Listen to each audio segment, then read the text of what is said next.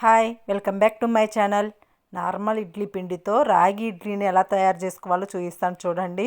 First మనము normal ఇడ్లీకి ఎలా పట్టుకుంటాం, మినపగుండ్లు కప్పు వేసుకొని 2 కప్పుల ఇడ్లీ రవ్వ వేసుకొని కలుపుకుంటాం కదా ఇడ్లీ పిండికి, అలాగే కలుపుకోవాలండి. అలా కలుపుకున్న దాంట్లో నేను మొత్తం పిండికి అయితే కలపట్లేదు. నాకు మా హస్బెండ్కి రాగి ఇడ్లీ వేస్తున్నా, మా పిల్లలకి రాగి ఇడ్లీ వద్దు అని చెప్పారు. అందుకే మా ఇద్దరికి సరిపోయేంత పిండి తీసుకున్నాను. దాంట్లోకి 4 టేబుల్ స్పూన్ల రాగి పిండిని అయితే వేసి కలిపానండి. పొడి పిండి వేశాను నేను. ఇలా కాకుండా రాగులు నానబెట్టుకొని మిక్సీ చేసి కూడా చేసుకోవచ్చు. ఇలా అయితేనేమో నార్మల్ ఇడ్లీ రాగి ఇడ్లీ 2 చేసుకోవచ్చండి.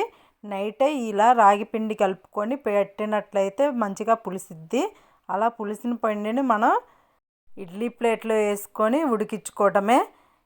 ఇవి అయితే మనకి నార్మల్ ఇడ్లీ ఎంతసేపు ఉడకడానికి పట్టిద్దో అంతే టైం పట్టిద్దండి. స్పెషల్గా ఎక్కువ టైం ఉడికించాల్సిన అవసరం కూడా లేదు.